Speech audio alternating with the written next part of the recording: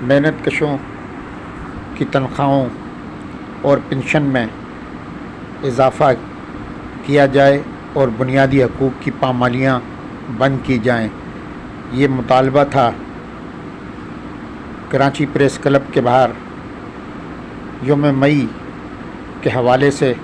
بانیان پاکستان کی اولادوں کی تنظیم محب قومی سماجی کونسل پاکستان اور انسانی حقوق کی علمبردار national forum for human rights of Pakistan کے چیئرمین و محب وطن سماجی رہنما محمد اسلم خان فاروقی کی جانب سے ان کی قیادت میں سول سوسائٹی کے نمائندگان نے یوم مئی پر محنت کشوں سے اظہار یکجہتی کرتے ہوئے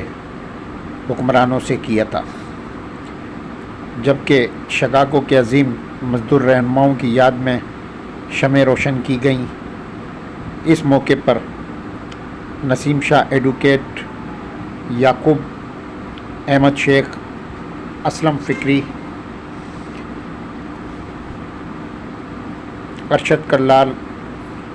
مذہبی رہنما مرتضیٰ رحمانی بھی موجود تھے، جبکہ محب محمد اجمل، شبانہ سحر، زینب ناز اور دیگر بھی موجود تھیں۔ مقررین نے حکمرانوں سے مطالبہ کیا کہ محنت کش ریڑھ کی ہڈی کی حیثیت رکھتے ہیں، ان کے حقوق پہ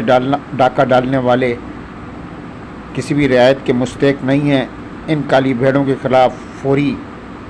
کارروائی کی جائے ورنہ سخت رد عمل کا اظہار کیا جائے گا۔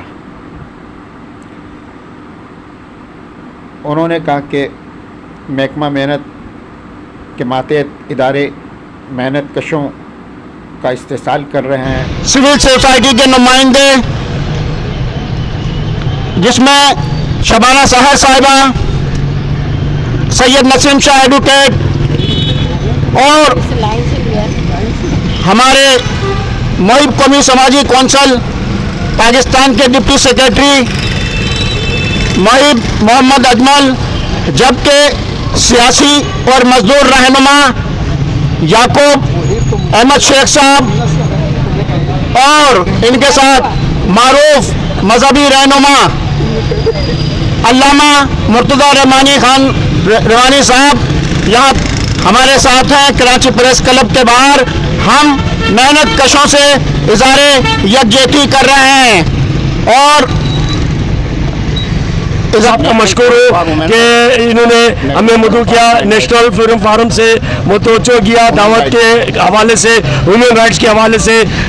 بات کرنے کے لیے مدعو کیا تھا۔ میں آیا ہوں، میں انتہائی مشکور ہوں آپ تمام لوگوں کا۔ اور آج اسی حوالے سے یہاں پریس کلب کے سامنے اسلم فاروقی اور ان کے ساتھیوں نے ایک تقریب منعقد کی ہے، جس میں ہم 1886 میں ہونے والے واقعے میں جو شکاگو میں مزدوروں کے ساتھ ظلم و زیادتی ہوئی تھی، ان کی یاد میں آج ہم ان کے ساتھ اظہار یکجہتی منا رہے ہیں اور مے ڈے کا دن منا رہے ہیں۔